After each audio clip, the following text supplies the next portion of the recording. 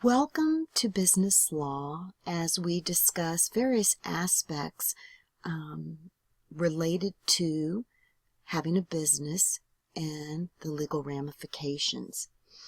Now, the first chapters that we're going to look at really are going to provide the background for the entire course. So it's really important that you make sure you take the time and really comprehend what we are talking about. As we relate to this first chapter, here are some of the items that I want you to pay attention to. What is law? Business activities and the legal environment in which we live and operate. Sources of American law. Civil law versus criminal law. What's the difference? National law around the world and international law.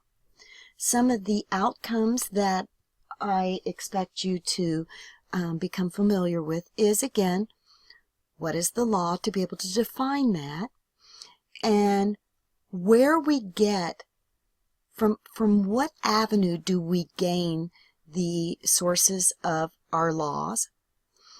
Then to talk about what the supreme law of the land is, and then explain the differences between our legal system and the legal system that are in other nations. So what is law? As you see here, law is a body of rules of conduct with legal force and effect set forth by the government of a society. The primary function of law is to simultaneously maintain a stability and to allow change to happen. The law does this by providing for a dispute resolution, by the preservation of political, economic, and social institutions, and the protection of property. It is important to note that the law is a set of general rules, and that in applying these general rules, a judge isn't always able to fit a case to suit a specific rule. So it must fit or find, the judge must fit or find a rule that suits the case. And that in fitting or finding a rule, a judge must also supply certain reasons in why he or she made the decision that they did make. Now, the tension in the law between the need for stability and the need for change is one of the first major concepts that we're going to talk about.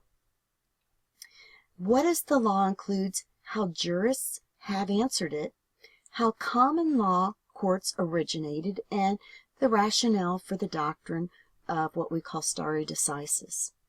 And then the second major concept is going to discuss the distinctions among today's sources of law and the distinctions in its different classifications. So we're going to talk about the federal constitution and federal laws, state constitution, and state laws.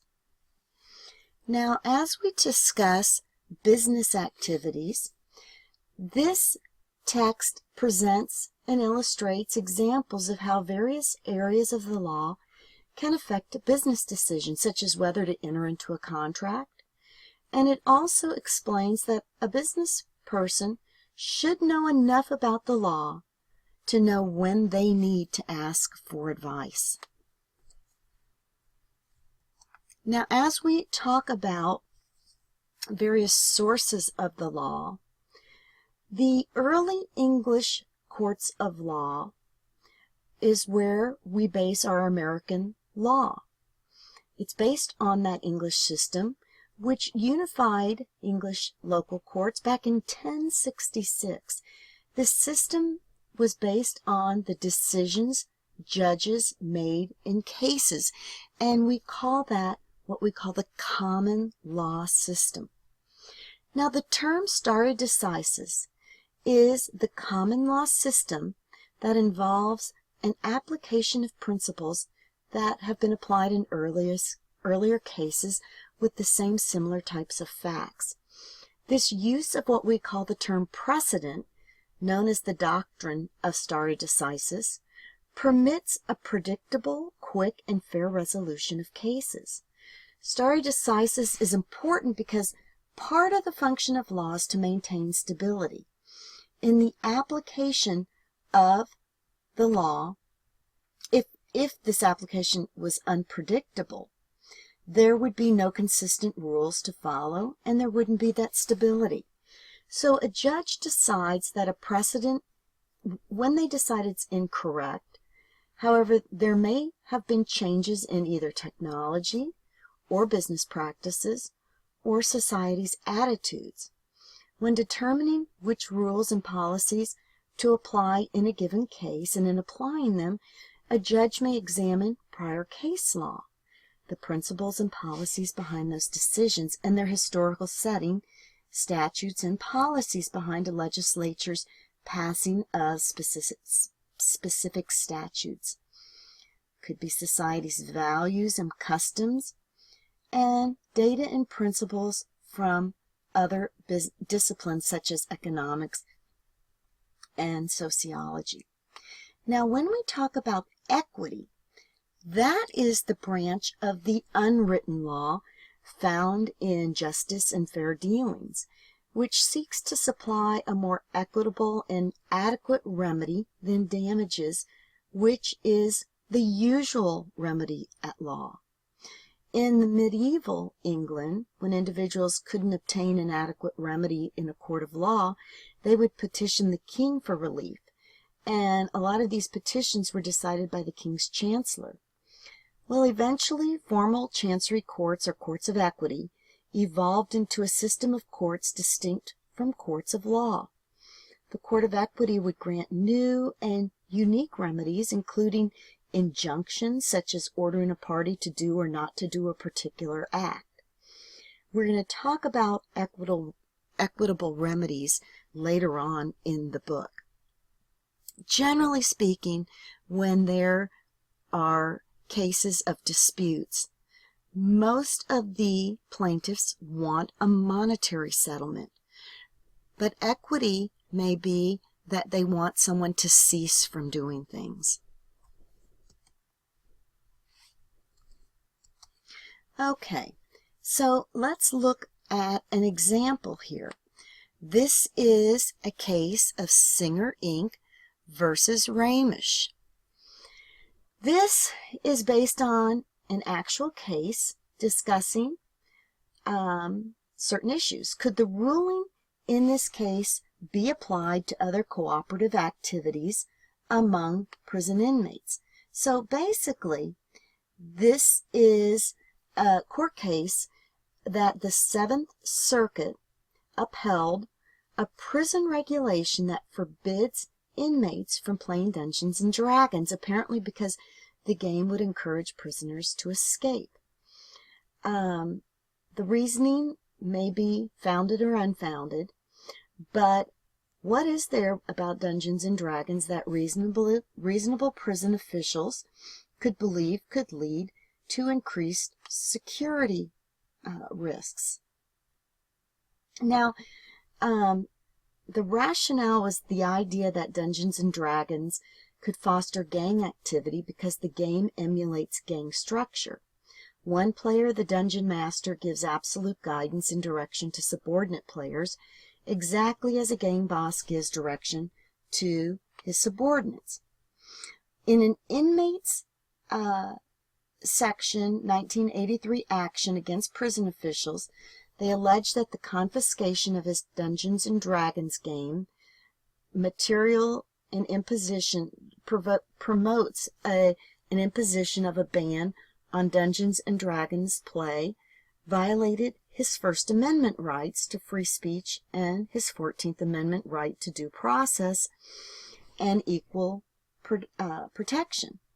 The district court's grant of summary judgment in favor of the prison officials was affirmed, despite the inmates' large quantum of affidavit testimony asserting that this Dungeons and Dragons isn't associated with gangs and the game can improve inmate rehabilitation. But he failed to demonstrate a genuine issue of material fact concerning the reasonableness of the relationship between the ban and the prison's clearly legitimate penological interests. So in this case, the question is, could the ruling in this case be applied to other cooperative activities among prison inmates? And the answer is yes. This general principle of prison regulations that restrict inmates' constitutional rights are valid to legitimate penological interests. If inmates' activities threaten prison security, as perceived in this case, then those activities could be legitimately curtailed. Now, why is this important? Again, that doctrine of stare decisis, prior cases will stand. It's important because part of the function of the law is to maintain stability. If the application of the law is unpredictable, there would be no consistent rule to follow and no stability in this case. Okay. Would that mean that a case back in 1875 could still be binding? An issue on appeal was whether a Supreme Court case decided in 1875, Totten versus United States, remained the controlling precedent in this specific area. In Totten, the plaintiff alleged that he had formed a secret contract with President Lincoln to collect information on the Confederate Army during the Civil War. When the plaintiff sued the government for compensation for his services, the Supreme Court held that the agreement was unenforceable. According to the court, to enforce such agreements could result in the disclosure of information that might compromise or embarrass our government or cause serious detriment to the public. So in Korczak's case, the federal appellate court held that the Totten case precedent was still good law, and therefore Korczak, like the plaintiff in Totten, could not recover compensation for his services. The court said Totten, despite its age, back in 1875, is the last pronouncement on this issue by the Supreme Court. And they responded by saying they were duty-bound to follow the law given us by the Supreme Court unless it was changed. So yes, no matter how old a case is, they are still responsible for it setting precedent or the stare decisis.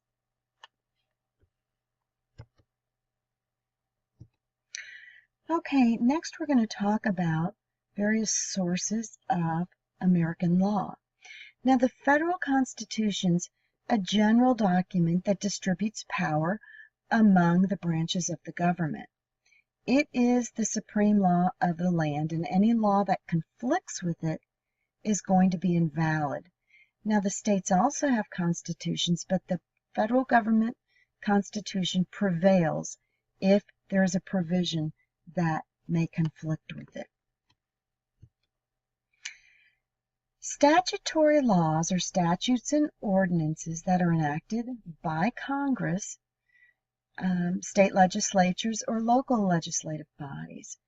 Much of the work of courts is to interpret what lawmakers meant when a law was passed and to apply that law to a set of facts, those facts being a specific case. Statutory law is a term used to define written laws, usually enacted by a legislative body. Statutory law varies from regulatory or administrative laws that are passed by executive agencies and common law, or the law created by prior court decisions.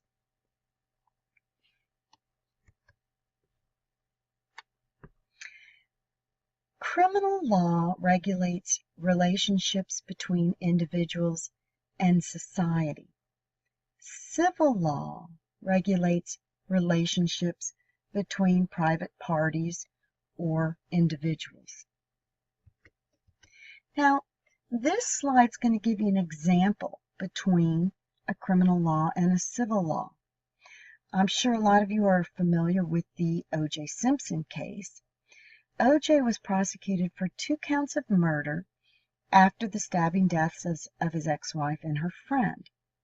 That was a criminal case, meaning the case involved the government's prosecution of a crime. O.J. was famously acquitted of the murders, which means he wasn't found guilty. But that wasn't the end of the whole story. The victims' families then sued O.J. in a wrongful death lawsuit, which was the civil case, meaning that case involved a legal dispute between private parties. O.J. was held civilly liable, which means he was found to be legally responsible for the damage done to the other party. As a result, O.J. ultimately was ordered to pay over $30 million to the victims' families. How can there be 2 cases for the same crime? Well, criminal and civil law aren't mutually exclusive. Both can be used for a single event. Although these 2 cases involved the same act and the same parties, the case was handled very differently and had extremely different results. Let's take a look closer between how the criminal law is different from the civil law. Well, we'll start by looking at the 2 different causes of action. A cause of action's the legal basis or claim that allows one party to seek a court judgment against another. In O.J.'s first case of the criminal law, which relates to a set of rules or regulations describing behavior that the government prohibits. If you commit one of the behaviors, you risk prosecution. A prosecution basically is a legal cause of action in which someone is charged with a crime. Generally, crimes are wrongs for which the government prescribes a legal punishment. Some well-known crimes besides murder may include robbery, burglary, assault, arson. Now, in O.J.'s second case, that was based on civil law.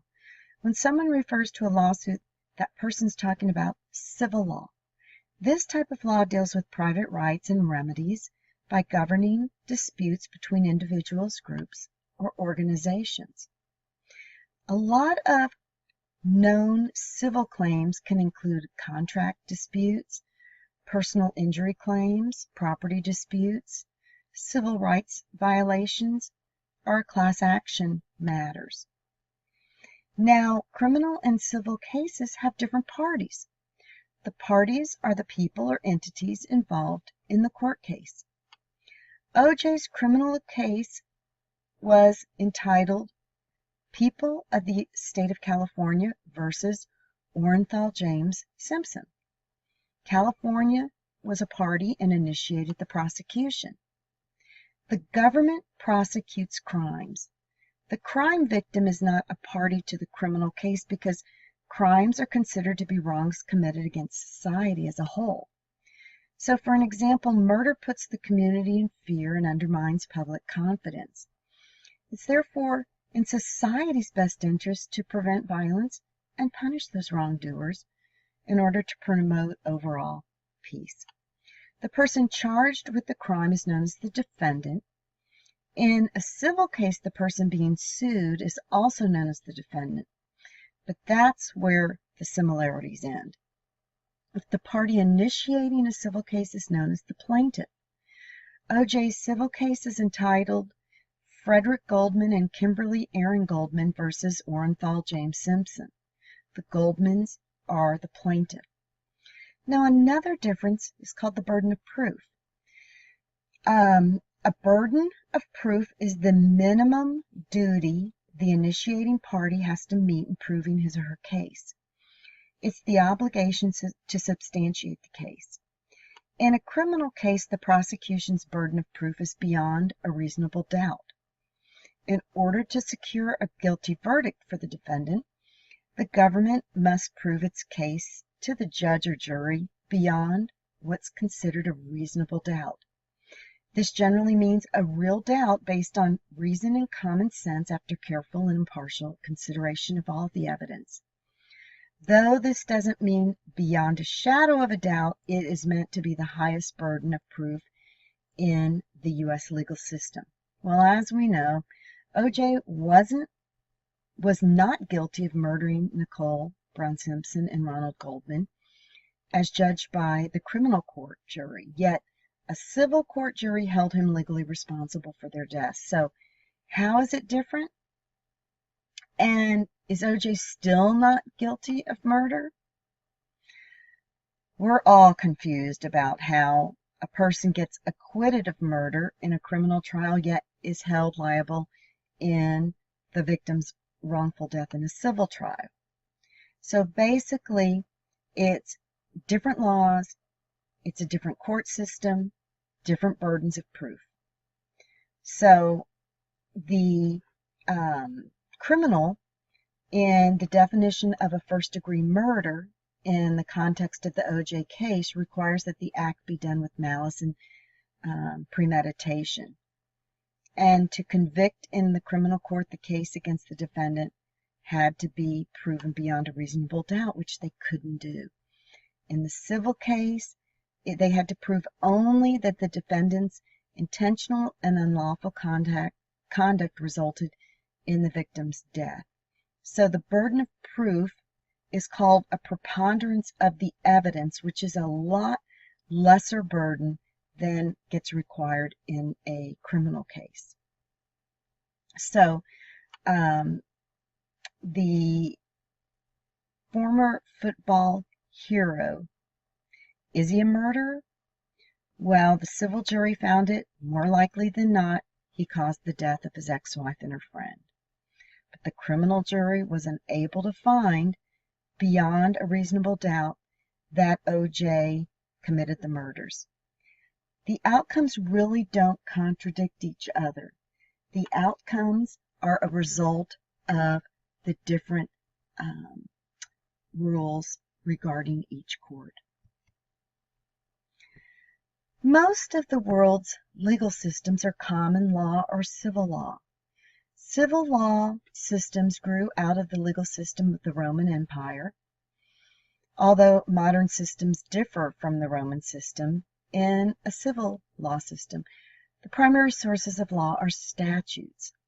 The doctrine of stare decisis wouldn't apply because, remember, stare decisis is based on laws that have already been decided on previous court cases.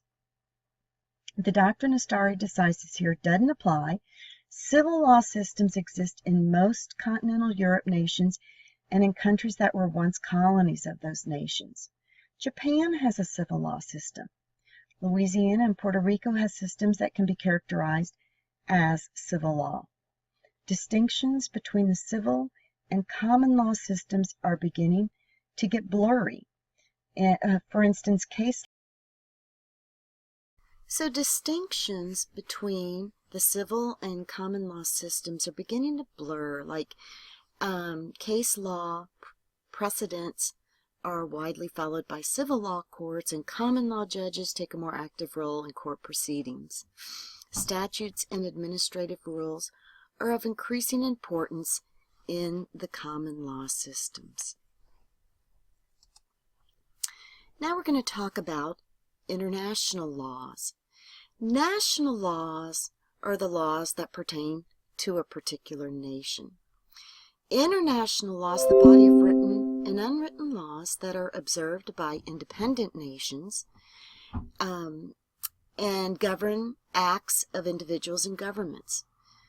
We're going to talk about international law further on in the text, but I just want to give you an overall view of it. They are generally regarded and accepted as binding in relations between states and between nations. It serves as a framework for the practices of stable and organized international relations. The international law is going to differ from state-based legal systems in that it's primarily applicable to countries rather than just to private citizens. National law may become international law when treaties delegate national jurisdiction to a supranational tribunal. such as the European Court of Human Rights or the International Criminal Court treaties, like the Geneva Convention. They may require national law to conform to respective parts. Much of international law is consent-based governance, which means that a state member isn't obliged to abide by this type of international law unless it's expressly consented to a particular course of conduct. This is an issue of state sovereignty. However, other aspects of international law are not consent-based, but we still are obligatory upon state and non-state actors, such as customary international laws and preemptory norms. Legal remedies versus equitable remedies. Courts have the wherewithal to provide remedies for those injured. There are two types. An example of a legal remedy would be a monetary damage. An example of an equitable remedy would be an injunction. The origin of the distinctions between these two types of remedies is historical, and the American legal system we know is based upon English common law. So at common law, there were two distinct systems of courts: the courts of law, which had the power to award monetary damages, and the courts of equity, which presided over a chancellor and had the power to grant equitable remedies. A single wrong may give rise to a right to make several different types of remedies. For example, if there's a breach of contract, that might entitle the injured party to a certain amount of money that compensates for the breach, which we call compensatory damages, which we're going to learn in future chapters. Or it could require an order from the court commanding the breaching party to perform its contractual obligation, which we would call specific performance. Today, in the American legal system, the distinctions between law and equity have been pretty much abolished, and a court of general jurisdiction will usually have the power to grant both a legal relief and an equitable relief. Now, usually equitable reliefs aren't going to be available except when that plaintiff, the person who's been wronged, their legal remedies aren't going to do it for them. They're inadequate. So the remedy of money just isn't going to be enough to make that party whole. So the remedy of specific performance, for example, if there's a contract for selling goods, the remedy may be providing the specific performance when goods are very unique, and that's the only person that they can get those goods from. Inability to cover may indicate uniqueness of the goods.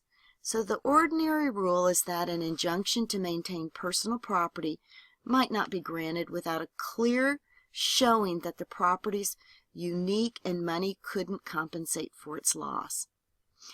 Contracts that require performance of varied or continuous acts will not generally be enforced by the courts of equity, because such would require a constant supervision and just make it too difficult for the judges to control that. Okay, here is our last slide in this specific topic. What we're going to look at is one of the problems in the chapter, or similar to the chapter, where there is the state of California passed a law that restricts carbon dioxide emissions from automobiles in the state. Well, there's a group of automobile manufacturers that filed a suit against the state of California to prevent enforcement of this law. The automakers said that a federal statute already exists that set national fuel economy standards, and they say that those standards are essentially the same as the carbon dioxide emission standards. So as we're talking about legal remedies versus equitable remedies, what are these automakers seeking? Are they seeking a legal remedy, or are they seeking an equitable remedy? Well, in this situation, they're seeking to have the courts direct California not to enforce its carbon dioxide emission standards, which would be an equitable remedy. They don't want money. They want the action to be performed.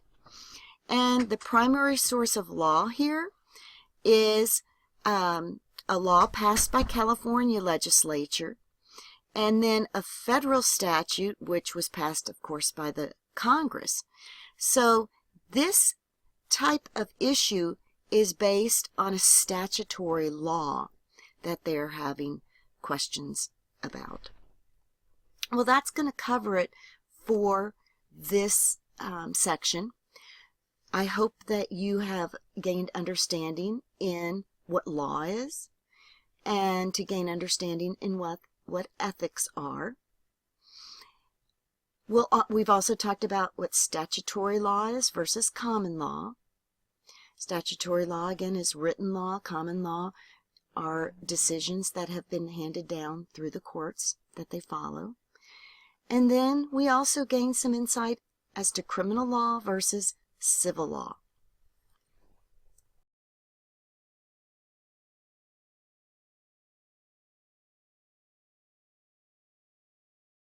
In